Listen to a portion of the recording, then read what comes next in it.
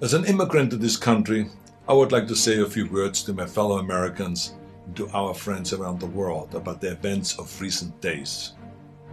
Now, I grew up in Austria. I'm very aware of Kristallnacht, or the Night of Broken Glass. It was a night of rampage against the Jews carried out in 1938 by the Nazi equivalent of the Proud Boys. Wednesday was the day of broken glass right here in the United States. The broken glass was in the windows of the United States Capitol. But the mob did not just shatter the windows of the Capitol, they shattered the ideals we took for granted. They did not just break down the doors of the building that housed the American democracy, they trampled the very principles on which our country was founded. Now, I grew up in the ruins of a country that suffered the loss of its democracy.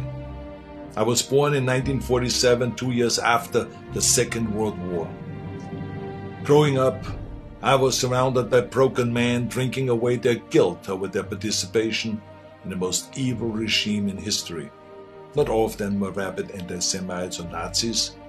Many just went along, step by step, down the road. They were the people next door. Now, I've never shared this so publicly because it is a painful memory. But my father would come home drunk once or twice a week, and he would scream and hit us and scare my mother. I did not hold him totally responsible because our neighbor was doing the same thing to his family, and so was the next neighbor over.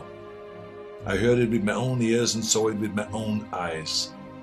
They were in physical pain from the shrapnel in their bodies and in emotional pain from what they saw or did. It all started with lies and lies and lies and intolerance. So being from Europe, I've seen firsthand how things can spin out of control. I know there is a fear in this country and all over the world that something like this could happen right here. Now, I do not believe it is, but I do believe that we must be aware of the dire consequences of selfishness and cynicism. President Trump sought to overturn the results of an election, and of a fair election. He sought a coup by misleading people with lies. My father and our neighbors were misled also with lies, and I know where such lies lead. President Trump is a failed leader. He will go down in history as the worst president ever. The good thing is that he soon will be as irrelevant as an old tweet. But what are we to make of those elected officials who have enabled his lies and his treachery? I will remind them of what Teddy Roosevelt said. Patriotism means to stand by the country. It does not mean to stand by the president. Now, John F. Kennedy wrote a book called Profiles in Courage. A number of members of my own party, because of their own spinelessness, would never see their names in such a book, I guarantee you. They're complicit with those who carried the flag of self-righteous insurrection into the Capitol. But it did not work. Our democracy held firm. Within hours, the Senate and the House of Representatives were doing the people's business and certifying the election of President-elect Biden. What a great display of democracy. Now, I grew up Catholic. I went to church, to Catholic school. I learned the Bible and my catechism and all this. And from those days, I remember a phrase that is relevant today: a servant's heart. It means serving something larger than yourself. See, what we need right now from our elected representatives is a public servant's heart. We need public servants that serve something larger than their own power or their own party. We need public servants who will serve higher ideals, the ideals in which this country was founded, the ideals that other countries look up to. Now, over the past few days, friends from all over the world have been calling me distraught and worried about us as a nation. One woman was in tears about America, wonderful tears of idealism about what America should be. Those tears should remind us of what America means to the world.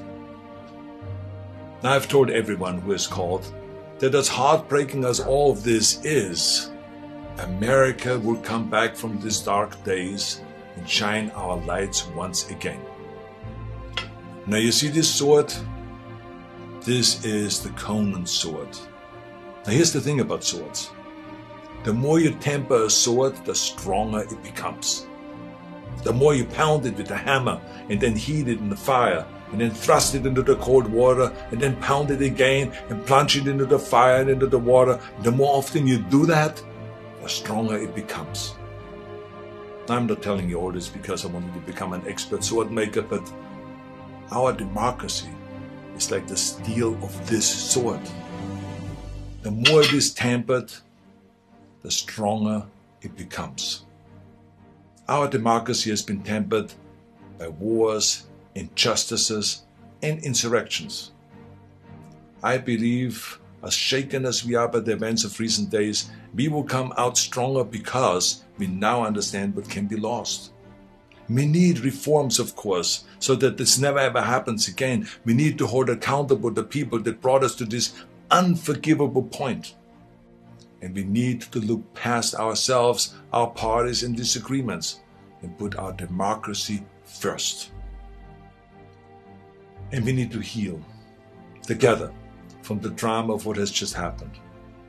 We need to heal not as Republicans or as Democrats, but as Americans. Now, to begin this process, no matter what your political affiliation is, I ask you to join me in saying to President-elect Biden, President-elect Biden, we wish you great success as our president.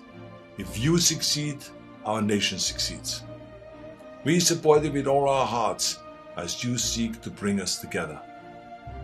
And to those who think they can overturn the United States Constitution, know this: you will never win. President-elect Biden, we stand with you today, tomorrow, and forever in defense of our democracy from those who would threaten it. May God bless all of you, and may God bless America.